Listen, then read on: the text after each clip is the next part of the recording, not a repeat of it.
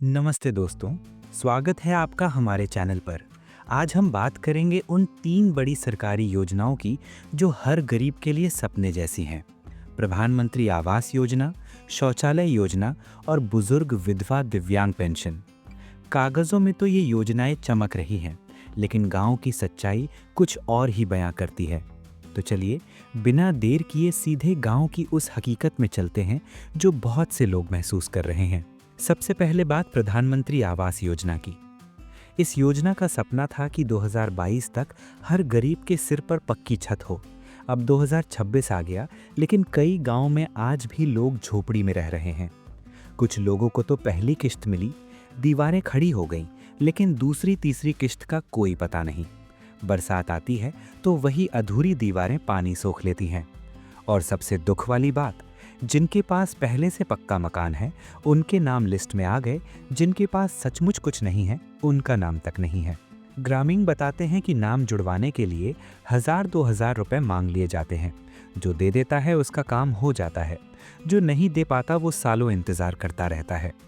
दोस्तों, सोचिए, जिसके पास रहने को छत नहीं, वो खुले आसमान के नीचे सोता है और लिस्ट में जगह नहीं मिलती। ये दर्द कितना बड़ा है। अब चलिए शौचालय योजना की बात करते हैं। सरकार ने कहा था देश को खुले में शौच से मुक्त करेंगे। करोड़ों शौचालय बनवाने का दावा किया गया, लेकिन कई गांवों में आज भी लोग सुबह सुबह खेतों की ओर निकलते हैं। क्यों? क्योंकि शौचालय या तो बने ही नहीं, या बने तो इतने घटिया कि इस्तेमाल नहीं हो सकते। दरवाज़ा नहीं, पानी की टंकी नहीं, दीवारें टूट रही हैं। कुछ शौचालय तो पशुओं के रहने की जगह बन गए। लोग बताते हैं कि फोटो खिंचवाकर भुगतान निकाल लिया गया। जब शिकायत करते हैं तो जवाब मिलता है, आपके नाम पर पैसा तो निकल चुका है। अरे भाई, पैसा निकला तो शौचालय कहाँ गया? ये सवाल हर गांव में गूंज रहा है। अब तीसरी योजना, पेंशन। बुजुर्गों, विधवाओं और दिव्यांगों के लिए ये पेंशन जीवन दान जैसी है। हर महीने आने वाली छोटी सी राशि से दवा, राशन, कुछ ज़रूरतें पूरी हो जाती हैं। लेकिन कई गांवों में महीनों से पेंशन नहीं आई। कभी कहते हैं आधार लिंक नहीं है, कभी खाते में गड़बड़ी है, कभी बोलते हैं ऊपर से लिस्ट कट गई।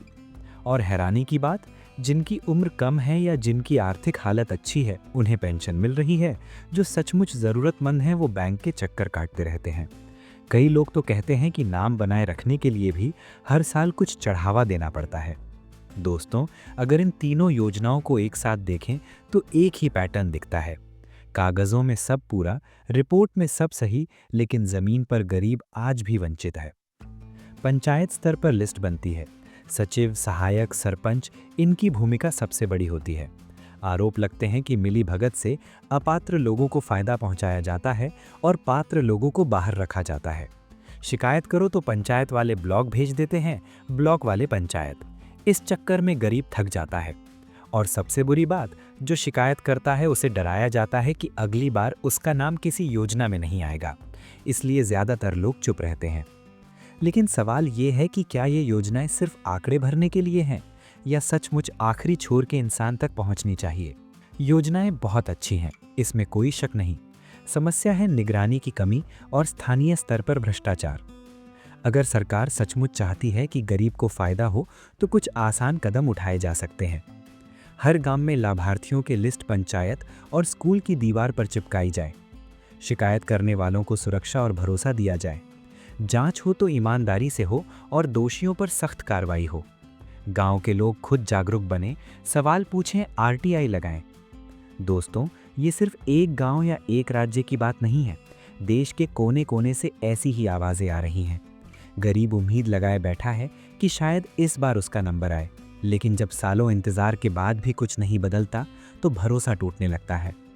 अब आपसे अनुरोध है, अगर आपको ये वीडियो अच्छा लगा, अगर आप भी चाहते हैं कि गांव की ये सच्चाई ज़्यादा से ज़्यादा लोगों तक पहुंचे, तो अभी चैनल को सब्सक्राइब कर लीजिए और बेल आइकन दबा दीजिए। कमेंट में ज़रूर बताइएगा कि आपके गांव या इलाके में इन योजनाओं का हाल क्या है। अगर आपके साथ भी ऐसा हुआ है तो शेयर कीजिए ताकि आवाज़ और मजबूत हो। वीडियो को लाइक और शेयर करना न भूलिएगा। मिलते हैं अगले वीडियो में एक नई सच्चाई के साथ।